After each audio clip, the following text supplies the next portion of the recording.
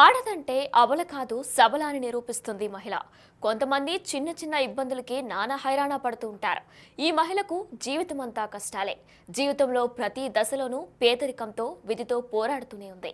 రోజు రోజుకు ఆమె కష్టాలు పెరుగుతూనే ఉన్నాయి కానీ తగ్గడం లేదు. అయినా ఆమె పోరాడుతూనే ఉంది కానీ కష్టాలకు సరెండర్ కావడం లేదు. విధి ఆడుతున్న నాటకంలో సమస్యలన్నీ ఆమెనే చుట్టుకుంటున్నాయి. కూలీగా జీవనం మొదలుపెట్టి ట్రాక్టర్ డ్రైవర్గా చివరకు ట్రాక్టర్ యజమానిగా మారి కష్టాల కడలికి ఎదురెదుతున్న ఆదర్శ మహిళపై బిగ్ టీవీ అందిస్తున్న స్పెషల్ స్టోరీ.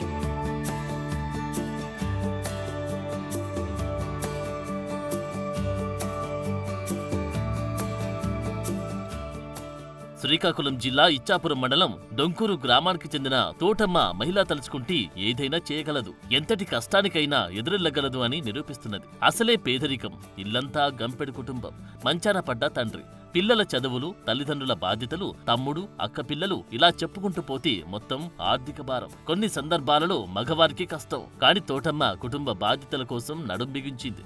ట్రాక్టర్ ఎక్కింది, కుటుంబాన్ని నెట్టుకొస్తూ నలుగురికి ఆదర్శంగా నిలుస్తుంది. ఇలాంటివి మన సినిమాలోనే చూస్తాం. శ్రీకాకుళం జిల్లా ఇచ్చాపురం నియోజకవర్గం డొంకూరు గ్రామానికి చెందిన మత్స్యకార కుటుంబం తోటమ్మది. తోటమ్మకు పుట్టుకతోని కష్టాలు మొదలయ్యాయి. తండ్రి చేపల వేటకు వెళ్తే తప్ప పూట గడవడం కష్టం. తండ్రి తెచ్చిన చేపలను తోటమ్మ తల్లి వీధుల్లో తిరిగి అమ్ముతూ కుటుంబాన్ని నెట్టుకొచ్చేది. ఈ కటిక పేద పరిస్థితుల్లో తోటమ్మ కూడా కూలి పనులకు వెళుతూ కుటుంబానికి చేదోడు వాదోడుగా ఉండడం మొదలుపెట్టింది. వారి ఊరికి చెందిన ట్రాక్టర్ యజమాని దగ్గర ఇసుక మట్టి మోసే కూలి పనులకు వెళ్లడం మొదలుపెట్టింది. అలా చాలా కాలం పాటు అదే ట్రాక్టర్ యజమాని దగ్గర కూలి పనులు చేస్తూ డబ్బులు సంపాదిస్తూ కుటుంబాన్ని నెట్టుకొచ్చేది తోటమ్మ. మత్స్యకార కుటుంబాల్లో సాధారణంగా 16 ఏళ్లకి ఆడపిల్లలకు పెళ్లిళ్లు చేస్తారు. అలానే చిన్నతనంలోని తోటమ్మకు వివాహం జరిగింది. దురదృష్టవశాత్తు తోటమ్మ భర్త తాగుబోతు.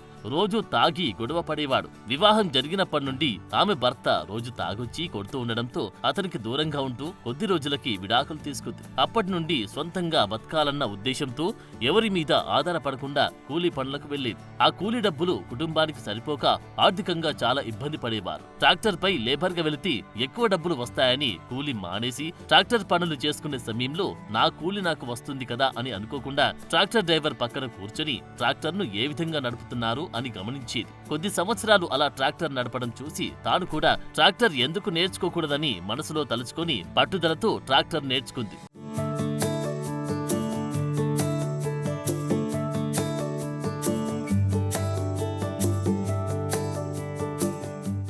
ఇరుగు పొరుగు వారు తోటమ్మను సొంతంగా ట్రాక్టర్ తీసుకునేలా ప్రోత్సహించారు. నీవే సొంతంగా ఎందుకు ట్రాక్టర్ తీసుకోకూడదు, దానివలన నీ కుటుంబ పోషణకు ఉపయోగపడుతుంది కదా అని సలహా ఇవ్వడంతో మహిళా సంఘాల ద్వారా రుణాలు తీసుకుని కొంత బ్యాంక్ ఫైనాన్స్ పెట్టి అనుకున్నదే తడువుగా ట్రాక్టర్ ని తీసుకుని వచ్చింది. దీంతో తాను ఉపాధి పొందడమే కాకుండా నలుగురికి ఉపాధినిచ్చింది. ట్రాక్టర్ నడవనప్పుడు ఫైనాన్స్ కిస్తీలు కట్టడానికి ఇబ్బందులు ఎదురవుతాయి. దాంతో కూలి పనులు చేసి ఫైనాన్స్ ని కడుతుంది. ఈ మధ్య కాలంలోనే తోటమ్మ నాన్నకు పెరాలసిస్ స్ట్రోక్ రావడంతో మంచాన పడ్డాడు. తోటమ్మ తన మనోధైర్యాన్ని కోల్పోకుండా కూలి పనులు చేసుకుంటూ ట్రాక్టర్ నడుపుకుంటూ ఇంటిని నెట్టుకొస్తుంది. కొన్ని సందర్భాల్లో ట్రాక్టర్ నడవక ఇబ్బంది పడుతున్నామని, అయినా సరే అప్పులు చేసి మరీ ట్రాక్టర్ కిస్తీలు కడుతున్నానని తోటమ్మ తెలిపింది. ఇంటి నిండా సమస్యలు, పెళ్లిడికొచ్చిన పిల్లలు, మంచాన పడ్డ తండ్రి. మగవారికి కష్టమైన ఇలాంటి పరిస్థితుల్లో ఆడదానిగా ఇన్ని బాధ్యతలు తీర్చడం సాహసమనే చెప్పాలి. తోటమ్మతో మా ప్రతినిధి శ్రీరామ్ మరిన్ని వివరాలందిస్తాడు.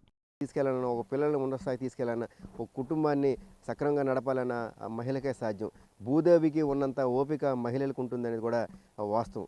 అటువంటి మహిళ తన కుటుంబాన్ని నెట్టుకు రావడానికి, పేదరికంలో ఉన్న కుటుంబాన్ని ఒక ఉన్నత స్థాయికి తీసుకురావాలని, లేకపోతే పిల్లలను ఉన్నత స్థాయి తీసుకురావాలని సరే ఖచ్చితంగా కూడా స్త్రీ అనుకుంటే చేయగలదు. అటువంటి కోవకు చెందే ఇచ్చాపురం నియోజకవర్గంకి చెందిన డొంకూరు గ్రామానికి చెందిన తోటమ్మ. ఆమె చిన్నప్పటి నుంచి కూడా చాలా పేదరి కుటుంబం, మత్స్యకార కుటుంబం.